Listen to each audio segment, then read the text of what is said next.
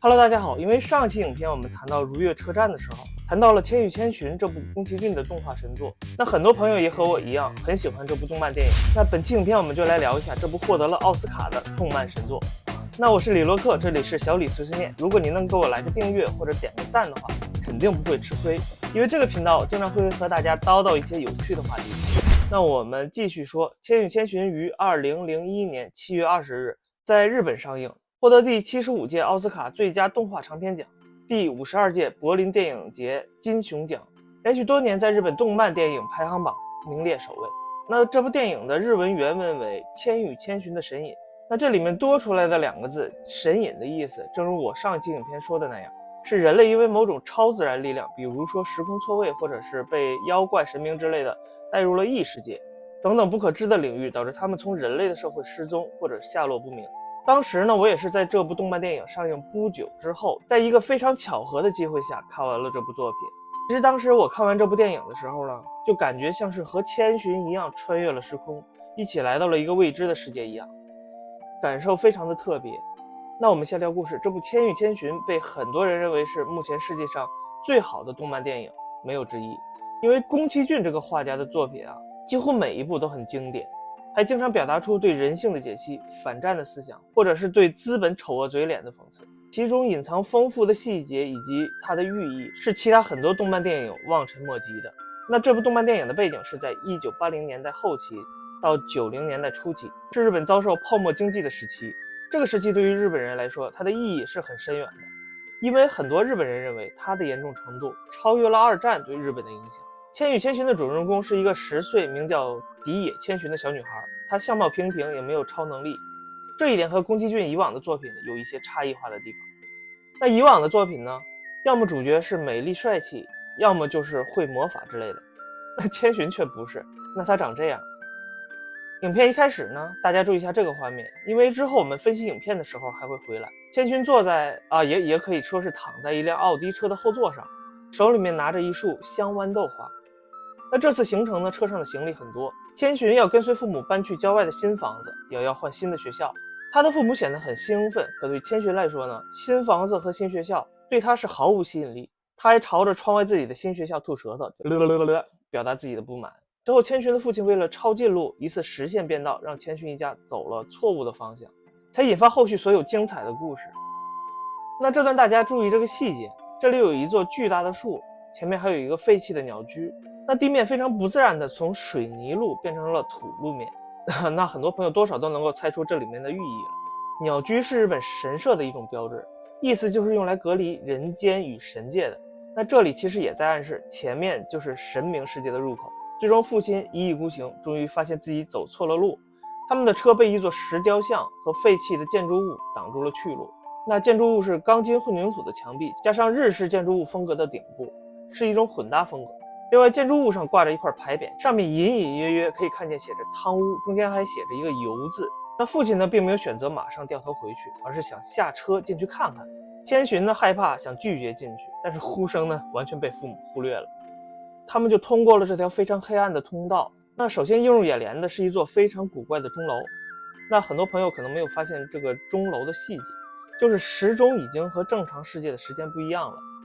上面有13个小时，意思是时间已经错乱。而这个时钟并不是无意义的存在啊，或者它只是简单的交代时间错乱这一个信息。那先说明一下，为了故事叙述的连贯性，本期内容有很多我都会在后面做解释，所以大家呢就听我讲就好了，肯定不会错过任何的细节。千寻的父亲就说到，这里以前也许是个公园，可能是在泡沫经济的影响下全部倒闭了那这句话也就是很好解释当时的时代背景了。那父亲呢完全不管千寻再次请求父亲返回的要求，就继续探索这个越走越离奇的地方。为什么离奇呢？一个是这个看起来是一个很热闹的地方，却一个人也没有。那另一个原因呢，大家注意这些画面，就像这个眼睛的图案，相邻店铺上面写着纯，和这个画面里面写着人肉，其实这都是宫崎骏先生在暗讽对泡沫经济时期人们对欲望的窥视和物欲对感官消费的刺激。正是因为千寻的父母没有像孩子一样纯洁的内心，认为什么事既然它能够存在，就肯定有它的合理性。那父母两人呢，被周围的饭菜香味吸引，来到了一家大排档。这么诡异的小镇，所有的景物和设施都很有烟火气，但是却一个人都看不到。父母呢却丝毫不注意这些细节。店铺里面没有人，然而父母呢面对美食却完全不顾礼节，开始吃吃喝喝，边吃边说人来了再付钱也不吃，现金信用卡都有。千寻呢就很抵触这个地方，他就拒绝吃这些来路不明的东西，还劝父母不要吃，但是父母呢依然选择无视千寻，甚至劝千寻一起来吃。千寻也没有办法，就自己溜了出去。那不一会儿呢，他就被一座超大的建筑物吸引住了目光。那就正当他毫无目的的东张西望的时候呢，有一个叫做白龙的男孩突然出现了，显得非常的惊讶，很着急的对千寻说：“你不该出现在这里，趁天还没黑赶紧回去，我帮你拖延时间。”那千寻呢就和大家一样，没有听明白白龙说的是什么意思，就知道对方挺着急的，一边琢磨你到底是谁呀，一边往回跑。那这个时候呢，大家注意周围的光影变化的特别快，那就像白龙说的，天黑就像一条黑色的丝袜啊，不，就像一块黑色的绸缎一样，快速的笼罩了刚刚还非常明亮的天空。也就是说，时间似乎是开始加速流逝了。那我们之后也会解释时间为什么会流逝的这么快。那千寻呢就跑回去找父母，妈呀，这不回去还好啊，这一回去啊，哎呀，发现父母已经变成猪了。而且天一黑吧，千寻发现路上全都是影子，不是说人在街上走，地面上有影子，而是满大街上只有影子。这可给千寻吓坏了，就开始跑。那说到这里啊，这部动漫电影我第一次看的时候呢，看到这里也有点害怕，因为这部动漫电影前半部分吧，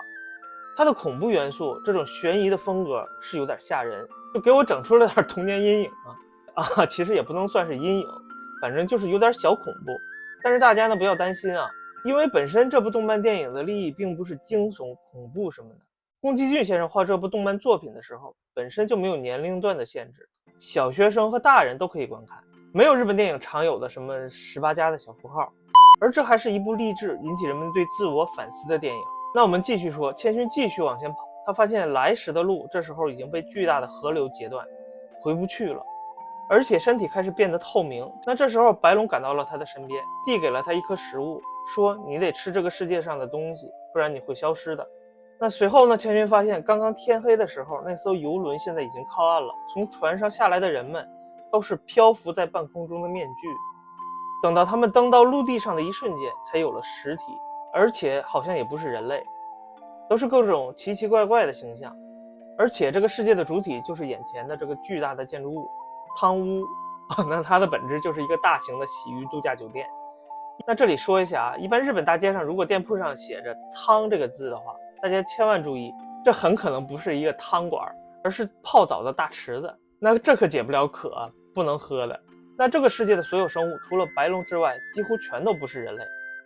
女性呢都是鼻涕虫，而男性呢都是青蛙，而其他的一些不知道是什么的大多数都是客人来这里消费的。那为什么说大多数呢？那你看千寻和白龙第一次在桥上遇到的无脸男，他的形象一看就不是汤屋的工人，因为他既不是青蛙也不是鼻涕虫，更不可能是人，因为下面半拉是透明的。你要说他是客人吧，他又像是被这个汤屋驱逐，或者是无法融入这个社会的一个孤独的影子。他和其他人的行走方向是反着的，别的人都是往里面走，只有他是往外面走。白龙跟千寻说，你得在这个世界上找到工作，还要吃东西，你才能够保持自我，不然你会像之前一样慢慢变得透明，直到消失。说完呢，就让千寻去找锅炉爷爷讨一份工作。那这里我们说一下，锅炉爷爷这个人呢是很有人情味的，但是他的长相呢非常的恐怖，像一个蜘蛛一样，但是呢他还像是一个人类。他说这里的工作已经饱和了，如果你来了，他们就没有工作了，并且让千寻直接去找汤婆婆，也就是这个汤屋世界权力最高的人。而等到千寻顺利的找到汤婆婆的时候呢，发现她是一个非常严厉的老太太。长相也很吓人，而想要找到一份正式工作的代价，就是要告诉汤婆婆自己真实的姓名。大家不要小看告诉名字这件事儿，因为汤婆婆会一种魔法，她能把这个名字封印住，那名字原本的主人就会忘记自己叫什么，从而被困在这个世界无法逃脱。汤婆婆呢，只给千寻剩下了一个字，千字，就管她叫小千。那千寻也因为魔法的作用忘记了自己真实的名字，从此就开始通过工作磨砺自己，证明自己的价值，通过寻找自己和帮助白龙寻找他的名字的过程，慢慢的找到真实的自我，从而摆脱汤婆婆的束缚。其实到了这里，我只讲了这部电影的一小部分，这部电影里面有太多的细节值得讲了，因为这种动漫作品和其他的电影不一样，它是宫崎骏先生在工作台上用笔一页一页画出来的作品，所以很多画面细节里的信息量非常的大。其实呢，我还是希望大家如果有时间的话，可以坐下来好好的看一遍这部电影。那看过的朋友呢，也可以在我这次碎碎念之后再去重温一遍这部经典的故事剧情，因为每一次看都会有一些新的感悟。请大家不要离开，下面有趣的内容才刚刚开始。那我仅凭自己的理解和搜集的网络素材，和大家聊聊影片的一些有趣的细节。因为用1期影片来讲的话，时间的确是有点长，最主要的是我到时间要给爱人去做饭了。对，所以呢，大家请点击这时候屏幕上方出现的链接，或者是在影片下方第一个网址跳转，它会带你直接跳转到下半部分内容。那我是李罗克，这里是小李碎碎念，我们一会儿再见。